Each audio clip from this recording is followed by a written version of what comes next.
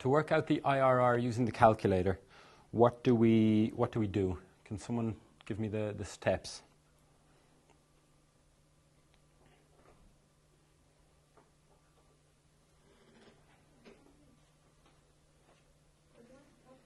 Yeah, just what steps I need to do on the calculator to get the IRR.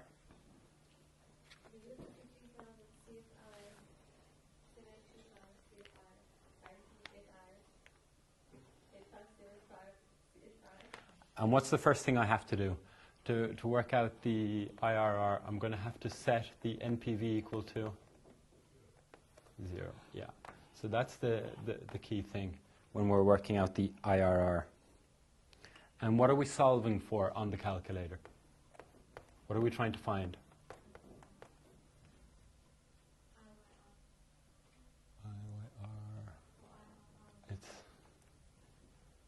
IRR. We're solving for R. Yeah. It's the rate that we have to set to get NPV equals 0. Okay? So that when we get exactly 0, that's the discount rate that gives us that 0. Does that make sense? So I actually struggled with this question. So some of you guys might be able to tell me how to do it. Because I found, I'll tell you the problem I had in the exam now and how I solved it.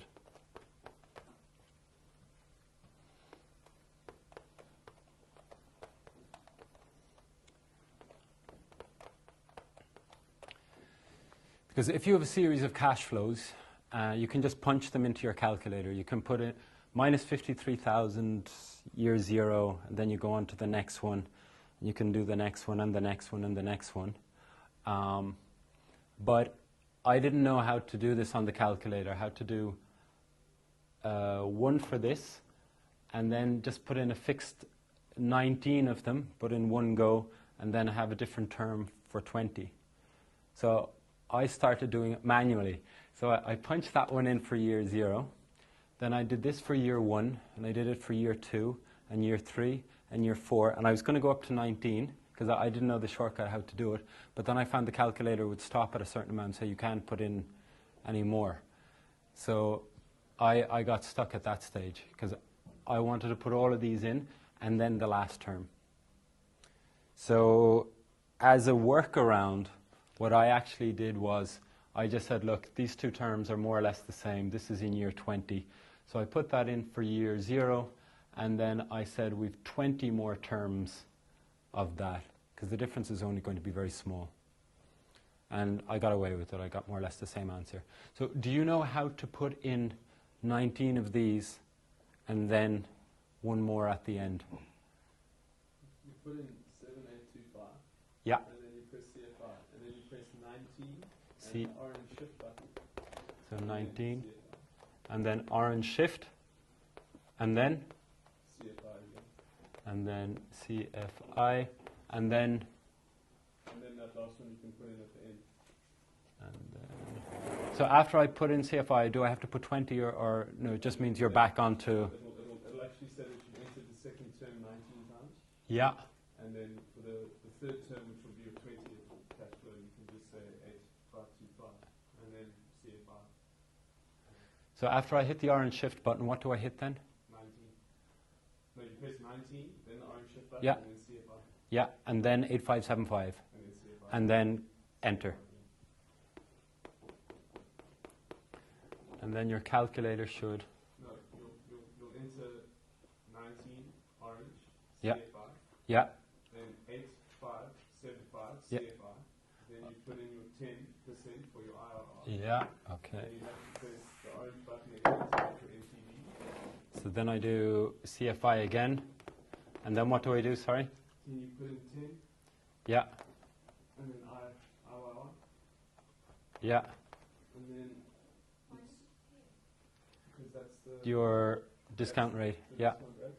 And then. Press the orange shift button again. Yeah. And then you press NPV. And then you press the orange shift button again. And IRR. But where have you set NPV equal to 0? You press the orange button and clear all at the beginning before you start anything. You don't have to set it. Okay, yeah. So you're all following the sequence? Yeah, I did it earlier. It's also Yeah. in the answer sheet. Oh, she's giving you the sequence, the calculator sequence. Perfect. And what's my answer here? 6 point... Oh, yeah, 13.6, yeah. Yeah. Okay.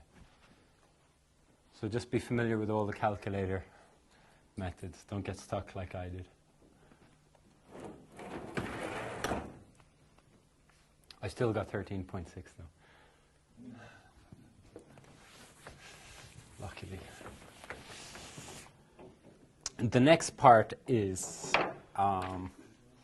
regarding accelerated depreciation.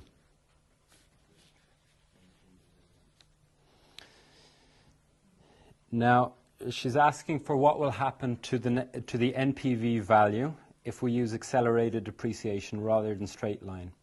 And we just have to give the direction of change. So we don't have to say what the exact number is. We just have to say, is it going to get bigger or smaller? What is accelerated depreciation?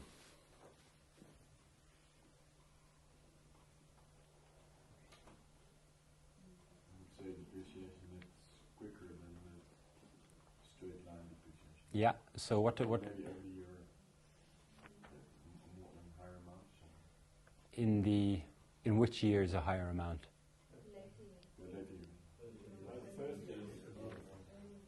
This is very important, yeah. If depreciation is accelerated,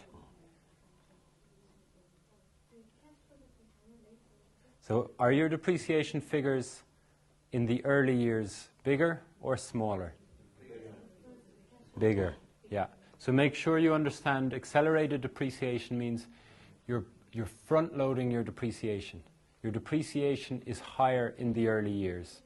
Okay? Straight line, every single year is the exact same. Accelerated is higher depreciation figures in the early years. Now, if we have higher depreciation, what's that going to do to our cash flow figures?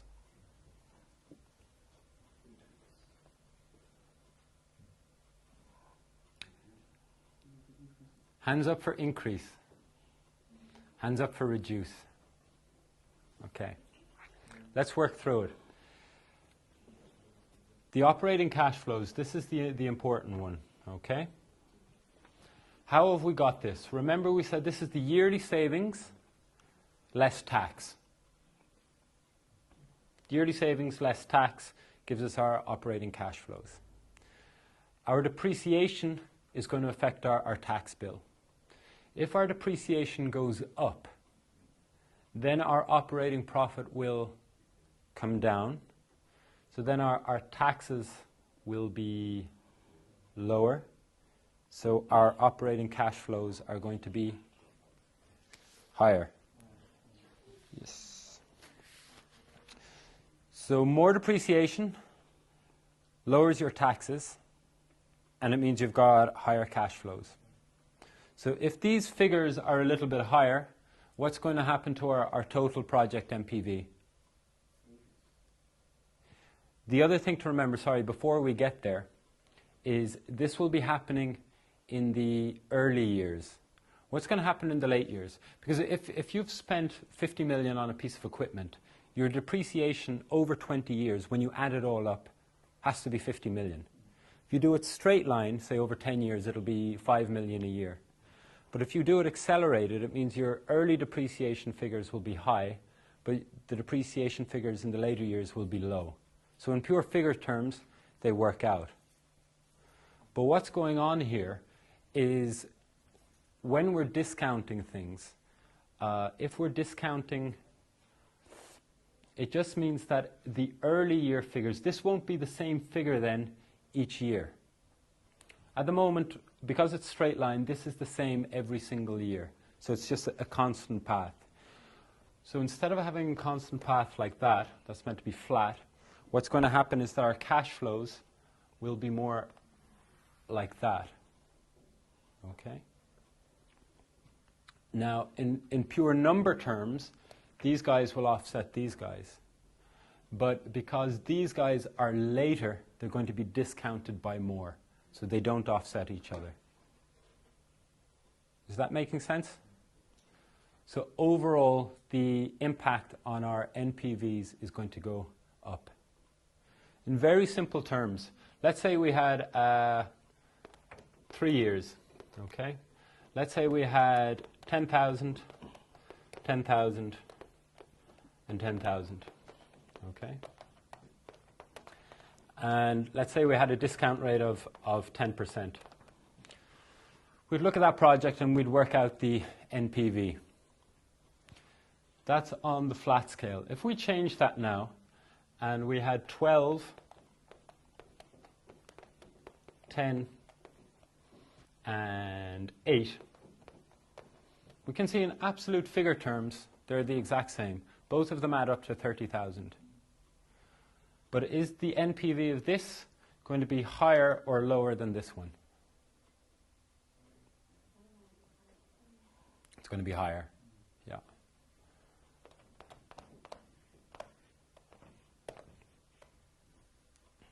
I don't get it. Why is it going to be higher? Because if you're discounting it, let's say we're discounting it by 10%. Essentially, this has an extra 2,000 here that's come from here. And in these later years, your discount figure is higher. You're discounting it by more. And here you're discounting it by less. Okay? So because you have a bigger number here, you're shoving more of the money into the early time period when you discount it less. So if you put everything up here, the discount factor that you're applying here is lower. So imagine, to take an extreme example, you would just discount that by 10% and you get your figure. If you took, this example makes it very easy. So if you discounted that, your discount factor would be 1.1. So you'd be getting 27 or 28,000. Whereas in year 3, your discount figure would be 1.1 to the power of 3, which is going to be a higher number, and you'll get this will be lower than that. Does that make sense? Cool. Okay. So the NPV is going to be higher. The next question then is, what would be the effect of an investment tax credit on the analysis? Now, an investment tax credit is a credit against income taxes equal to a specified percentage of the cost of an investment.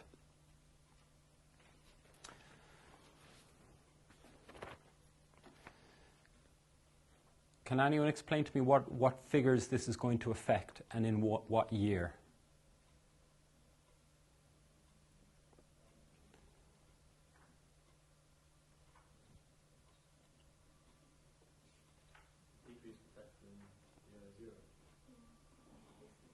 Yeah. Now, in this, we don't have any tax on this. But the tax man says, we'll give you a credit. If you spend 50,000, we'll give you a tax credit for it. Okay?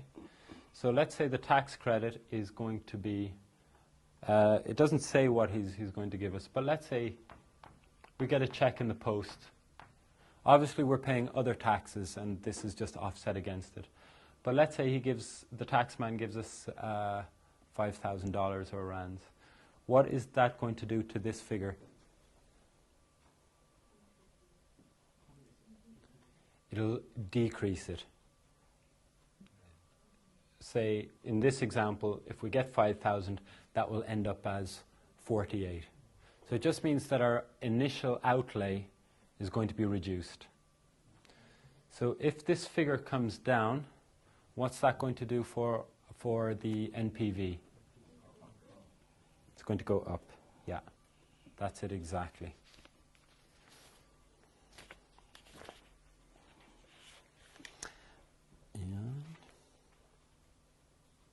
And what would happen to the payback period?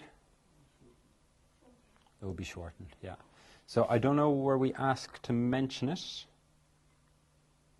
Yeah, when we're asked what would be the effect of an investment tax credit on the analysis.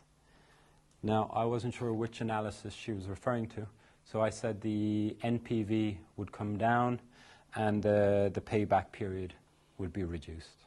So it affects both of them in a good direction. Okay. You just said MPU go up. Sorry, yeah, MPV would go up, of course. Yeah, yeah. My apologies. Are we happy with that one? Yeah. Let's have a look at the next one then. We've been using a 40% tax rate. Now, if the marginal tax rate for this customer was actually 50%, what items would change here? That's part A. And then part B, what would happen to the IRR and the NPV? Would they go up or go down?